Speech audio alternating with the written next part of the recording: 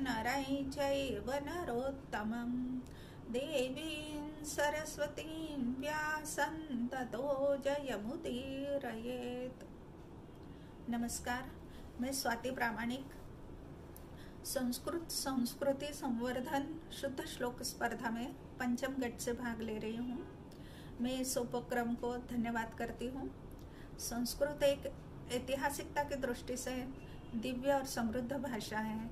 इसे देववाणी भी कहा जाता है। आज के मेरे श्लोक हैं श्रीमद् भगवद गीता के 9वें अध्याय के। मैं ये 2 श्लोक आपके सामने प्रस्तुत कर रही हूँ। इसमें कोई त्रुटि हो तो कृपया क्षमा करें। 9वां अध्याय यानी भगवान ने इसमें गुह्य योग बताया है कि एक आम आदमी भगवान की किस प्रकार से भक्ति करे तो वो उन तक पहुंच सकता है।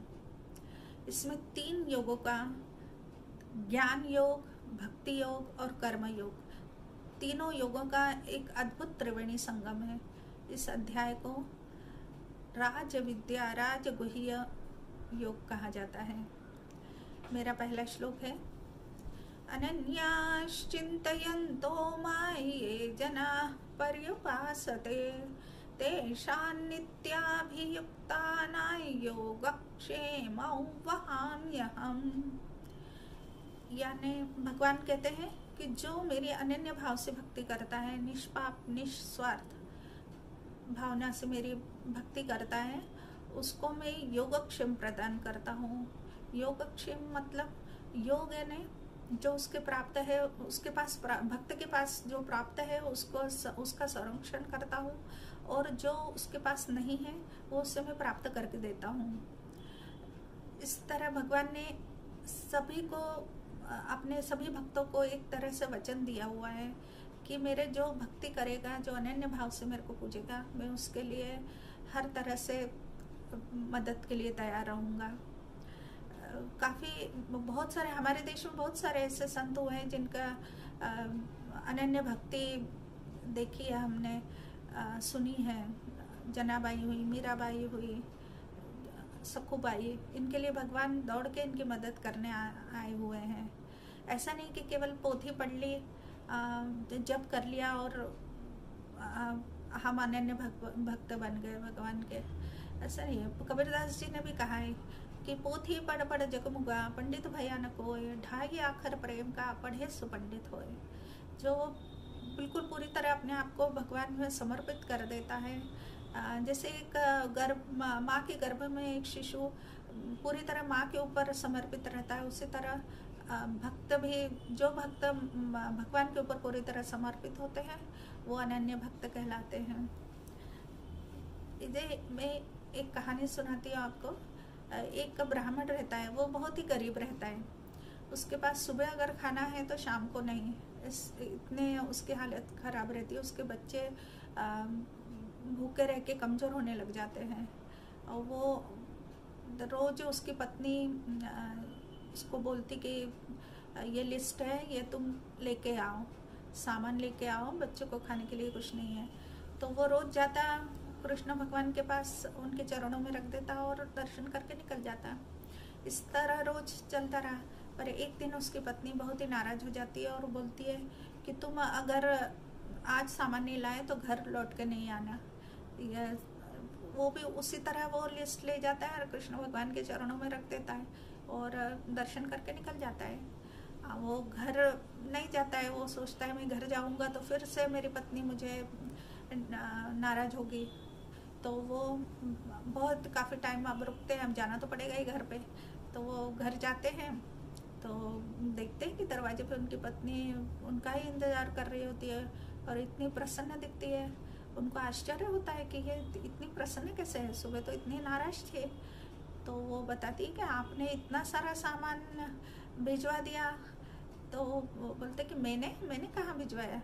तो बोले हाँ आपने ही तो भिजवाया, वो तो यही बोल रहा था। बोले कौन आया था। तो वो बताते हैं कि कृष्णवाणी आया था, उसने बताया कि ये सामान आपने भिजवाया है। तब वो समझ जाते हैं कि भगवान श्री कृष्ण खुद मेरी मदद के लिए आए हैं। उनको वो धन्यवाद बोलता है। मेरा दूसरा श्लोक है समोहं सर्वभूतेषु न मे द्वेष्योऽस्ति न प्रियः। ये भजन्ति तु मां भक्त्या मयि ते तेषु चाप्यहम्। इस श्लोक में भगवान बोलते हैं कि मेरे लिए मेरे सभी प्राणी समान है, न कोई मेरे लिए प्रिय है न कोई मेरे लिए अप्रिय है, न कोई मैं किसी से द्वेष रखता हूँ, मेरे लिए सब समान है। जैसे सूर्य अपना प्रकाश सबको देता है, सबको समान देता है, राजा के राजवाड़े में भी सूर्य अपना प्रकाश देता है और गरीब के झोपड़े में भी देता है। इस तरह एक गुरु अपने शिष्यों को, सभी शिष्यों को समान शिक्षा देता है। इसी तरह भगवान के लिए सभी भक्त, उनके सभी प्राणी मात्र सभी समान हैं, सभी भूत उनके लिए समान है।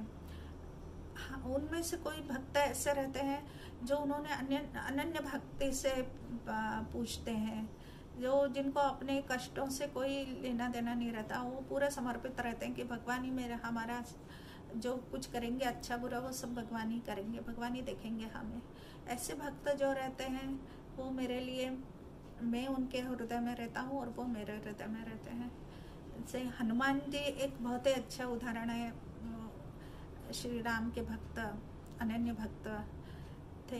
एक बार श्री राम ने उन्हें बेशकीमती मोतियों की माला उपहार दिया, तो वो लेकर माला लेकर वो तोड़ने लगे, माला को मुंह से तोड़ तोड़ के फेंकने लगे। विभीषण बोलते हैं कि ये क्या कर रहे हो? तो राम जी को बोलते कि आपने इनको बेशकीमती मोतियों की माला क्यों दी? ये वानर क्या जाने इसकी कीमत। तो हनुमान जी बोलते हैं सही है, मैं क्या जानूँ इस मोती की कीमत। जिस वस्तु में, जिसमें राम नहीं है वो मेरे किसी काम की नहीं है। तो बोलते हैं अच्छा, तुम्हारे हृदय में भी तो वे राम है क्या? तो वो अपना सीना चीर के दिखाते हैं, बोलते कि देखो मेरे सीने में राम सीता दोनों विराजमान हैं। सब लोग देख के आश्चर्यचकित हो जाते हैं। इसलिए भगवान बोलते हैं कि मैं भक्तों के हृदय में रहता हूँ, भक्त मेरे हृदय में रहते हैं। नमस्कार।